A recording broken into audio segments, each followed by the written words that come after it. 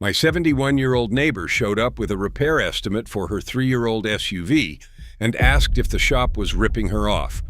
$4,200, a turbo actuator, a cracked plastic coolant fitting, and the labor to dig through half the engine bay to reach both.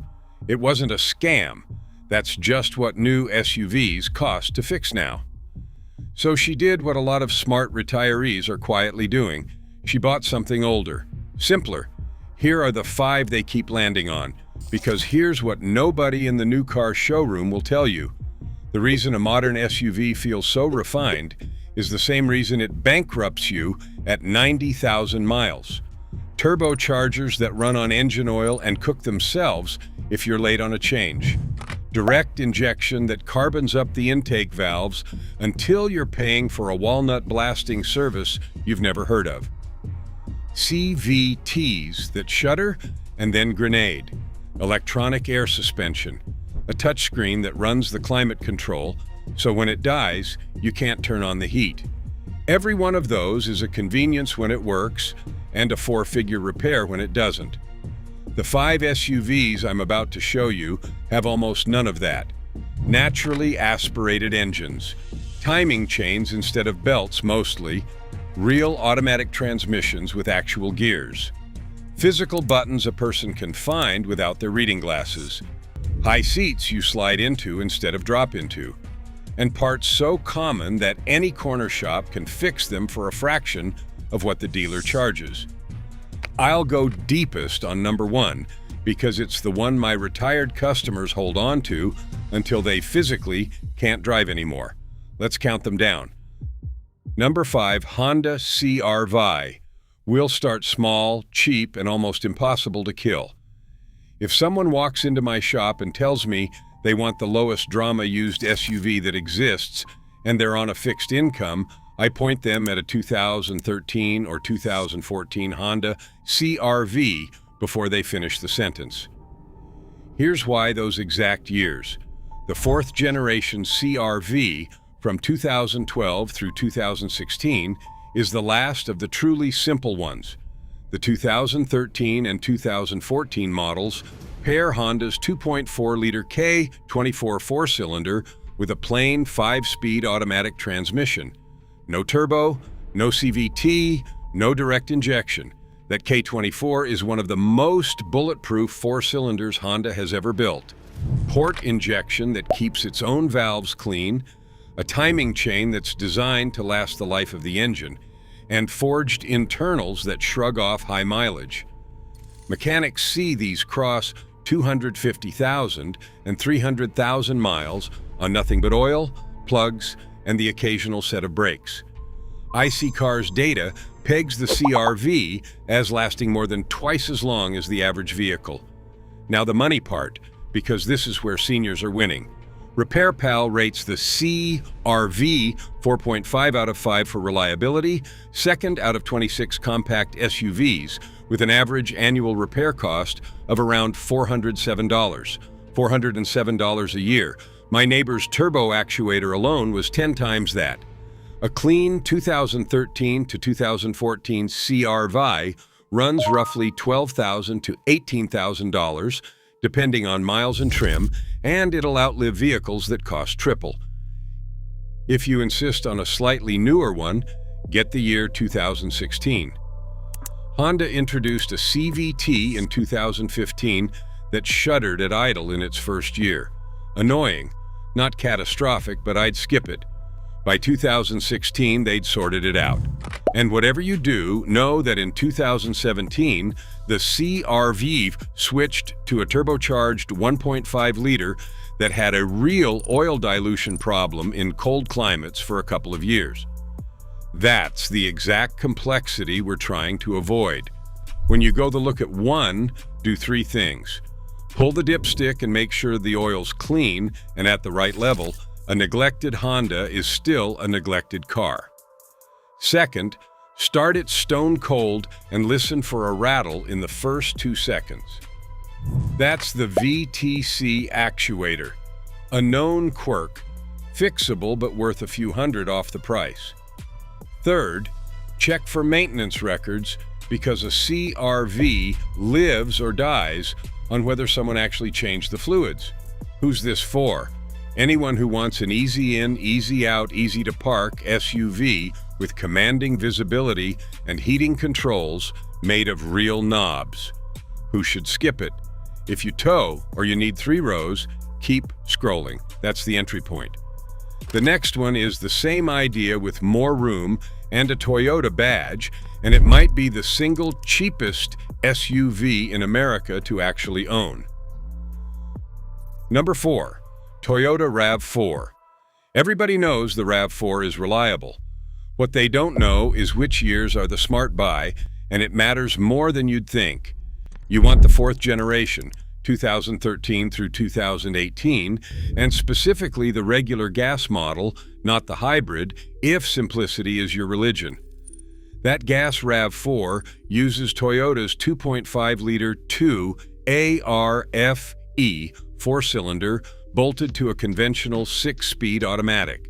That word, conventional, is the whole point. It's a real torque converter automatic with real gears, not a CVT. The 2 ARFE runs old-school multi-port fuel injection, again, no direct injection carbon headaches, and a timing chain with no replacement interval. Toyota literally designed the chain tensioner so it can be reached without pulling the front cover. These engines routinely see 250,000 miles and keep going. The ownership cost is the headline. RepairPal puts the 2018 RAV4's average annual repair bill around $424, roughly $100 a year under the compact SUV average. Parts availability is second to none. Every junkyard in the country has RAV4 pieces, which keeps repair quotes honest. A solid 2015 to 2018 example lands around $15,000 to $21,000, and the sweet spot for the fewest headaches is 2016 to 2018, when the engine and transmission were both fully dialed in. I'll give you the honest catch because I'm not a salesman. Some 2013 to 2015 RAV4 models had a torque converter shudder under light acceleration. Toyota took it seriously enough to extend the warranty on that part to 8 years or 150,000 miles and issue a fix. So when you test drive one, get it to about 40 miles per hour and feed in gentle throttle. If you feel a fine vibration, like driving over rumble strips, that's the shudder. Either walk or confirm the fix was done. Also, pull that dipstick. The earlier 2006 to 2008 RAV4 models with the older 2.4-liter engine had an oil-burning problem, but the 2.5 you're buying does not. So a low reading just means lazy maintenance. Who's it for? Seniors who want Honda-level simplicity with a bit more cargo room and Toyota resale. Who should skip it? The cabin is a little noisy on the highway, so if you drive long distances and crave quiet, the next one is calling your name. Number 3. Lexus RX 350. Now we step up into comfort, and this is the one I see in more retirement community parking lots than any other vehicle on Earth. There is a reason for that, and it isn't the badge. The RX 350 is the SUV that finally convinces people you don't have to choose between luxury and reliability. Under the hood, from 2007 onward, sits the 3.5-liter 2GRV6, the 2GRFE in the older ones, the 2GRFKS from 2016. This is genuinely one of the most reliable engines ever mass-produced.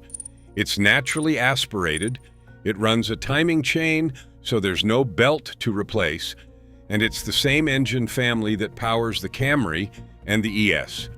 Owners cross 200,000 miles on routine maintenance and act surprised when anything breaks, because nothing does.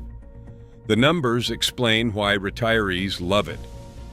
RepairPal gives the RX 350 a 4.0 reliability rating, third among 14 luxury midsize SUVs with an average annual cost of about $550.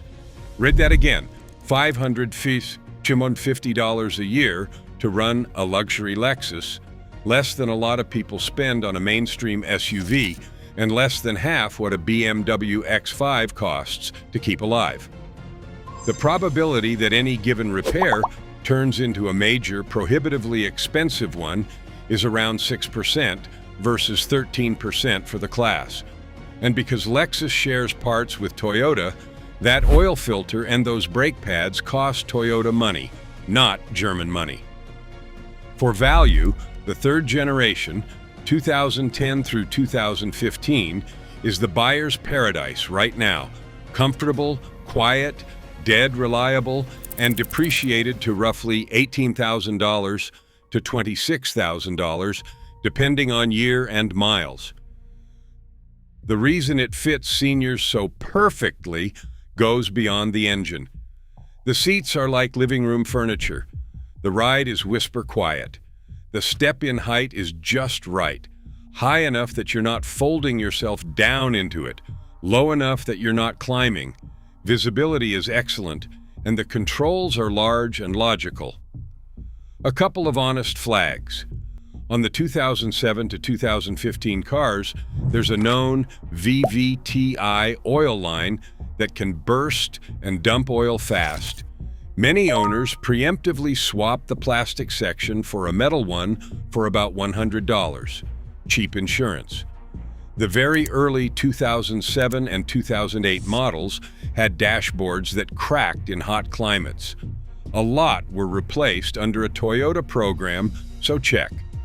And whatever the salesman says, change the transmission fluid on schedule. Neglect is the only thing that kills these. Who's it for? Anyone who wants to spend their retirement in a quiet, plush, worry-free SUV that costs a Corolla to maintain. Who should skip it? If you go off pavement or need serious towing, this isn't your truck. But the next two absolutely are. Speaking of which, everything so far has been car-based and comfortable. The last two are a different breed entirely. These are the body-on-frame tanks that the people who really know cars are hoarding before prices climb any higher. Number 2, Toyota 4Runner. If a customer tells me they want one SUV to buy in their 60s and still be driving in their 80s, I show them a 4Runner, and I don't apologize for how much it costs. Here's the engineering story. The 4Runner is built the old way, body on a full steel frame, like a truck, not a car. From 2003 all the way through 2024, it used Toyota's 4.0-liter 1G RFE V6, one of the longest production runs of any modern engine, which tells you everything about how right they got it. It was actually overbuilt for our market. Designed for the brutal Land Cruiser Prado they sell in harsher countries, with a forged steel crankshaft and a low compression ratio that thrives on abuse. Naturally aspirated with a timing chain, mated to a simple and near indestructible 5-speed automatic. Well-maintained 4Runners routinely hit 250,000 to 300,000 miles, and owners posting at 400,000 aren't unicorns. There are 2 generations in the used market worth your money. The 4th generation, 2003 through 2009, averages around $16,000 and is the budget play. The 5th generation, 2010 through 2024, runs from roughly $18,000 for early high-mileage examples up into the 40,000s for clean newer ones. Both use that same 4.0 V6. The value sweet spot most people land on is a 2014 to 2019 5th-generation model, modern enough to feel current, old enough to have shed the first-year bugs, with resale so firm it barely depreciates. I'll be straight about the weak points because a good 4Runner is only good if you buy the right one. The earliest 2003 to 2005 V6s had some head gasket failures, and the 2006 refresh, and later are the ones to target. The water pump is the engine's soft spot and doesn't always make it past the low six figures, so budget for one. It's a known item, not a deal breaker. And on the 5th generation, the fancy KDSS anti-roll suspension is fantastic when it works, but expensive when it ages, so have it inspected. The single biggest thing, though, is rust. These live long enough that the frame is the real test. Get it on a lift and look hard at the frame and suspension mounts, especially on any truck from a salt state. A clean-framed 4Runner is a 20-year vehicle. Who's it for? Seniors who tow a small boat or camper, live where it snows hard, or just want something that will never, ever leave them stranded. Who should skip it? It's thirsty, around 16 to 18 miles per gallon, and it's tall. If fuel bills or the step-up bother you, stay with the RX. Before I get to number 1, if a mechanic breaking down which SUVs are actually worth your money is useful to you, do me a favor and hit subscribe. I put out these no-nonsense breakdowns every week. The truck's worth buying, and the ones dealers are praying you don't research. Now, number 1. This is the one my sharpest retired customers buy and then never sell. Number 1. Lexus GX 470. Let me tell you about the customer who taught me to respect this SUV. He was 68, a retired contractor, and he came in wanting me to inspect a GX 470 he was nervous about because it had 190,000 miles on it. I put it on the lift, expecting to find him a list of excuses to walk away. Instead, I found a frame like new, a bone-dry V8, and a transmission that shifted like the truck had 40,000 miles. I told him to buy it that afternoon. 4 years later, he's passed 230,000, and the only thing he spent real money on is tires and a timing belt. His words when he came back in, "This is the last vehicle I'll ever need." Here's what makes the GX 470 the quiet king.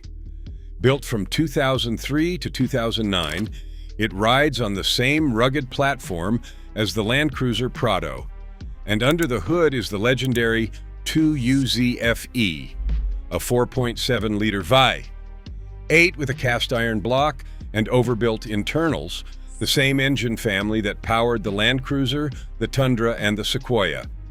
This is an engine that thrives on neglect and rewards basic care. Owners regularly run these past 300,000 and even 400,000 miles on little more than oil changes. It's smooth, it's torquey, it's quiet, and it simply does not quit. Behind it is a 5-speed automatic that's just as bulletproof and full-time 4-wheel drive that'll handle any weather a retiree ever needs to face. Now here's the part that should make you sit up.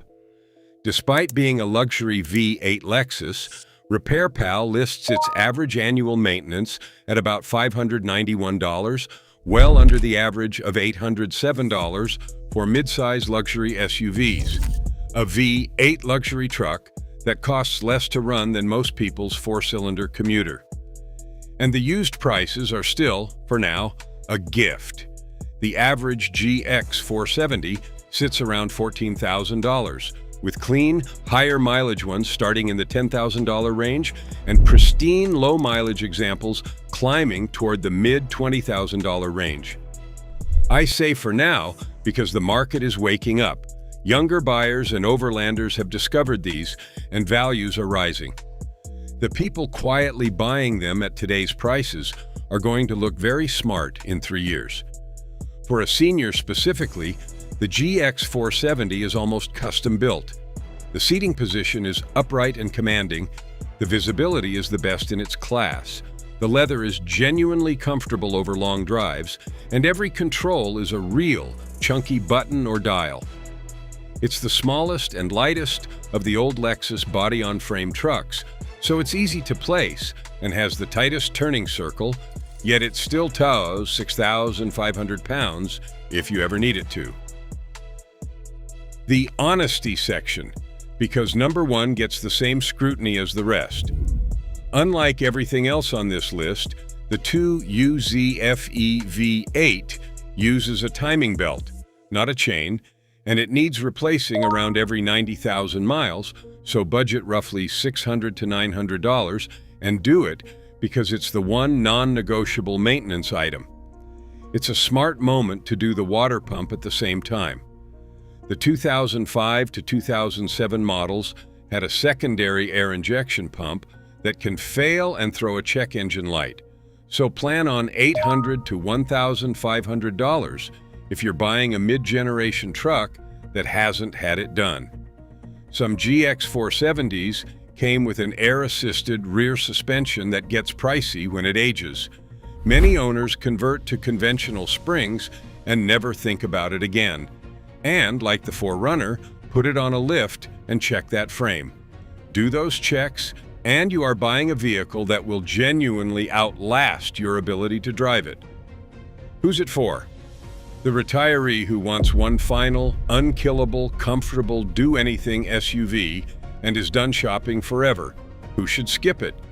If 15 to 18 miles per gallon makes you wince, or you never leave smooth suburban roads and want maximum efficiency, the RX 350 gives you the Lexus comfort without the fuel bill. So there they are, the 5 old-school SUVs retirees are quietly buying, while the rest of the market chases turbocharged, direct-injected, touchscreen everything machines that cost a mortgage payment to repair. The Honda CR-V, simple and nearly free to run.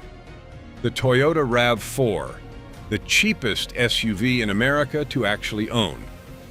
The Lexus RX 350, luxury that costs a Corolla to maintain.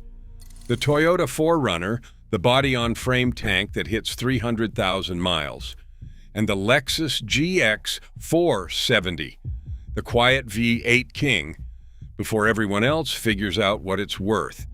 Not one of them will surprise you with a $4,000 repair bill for a plastic part buried behind a turbo. That's the entire point. New isn't safer, it's just newer, and newer breaks in expensive ways. The people who've been around long enough to know the difference are buying accordingly. If this saved you from a bad purchase or pointed you toward a good one, hit that like button and subscribe. I break down the trucks and SUVs worth your hard-earned money every single week, no dealer spin. And if you want to know which of these holds up best in deep winter and heavy snow, I made a whole video on exactly that, and it's waiting for you right here. Take care of the simple one, and it'll take care of you a lot longer than the fancy one ever would. I'll see you in the next one.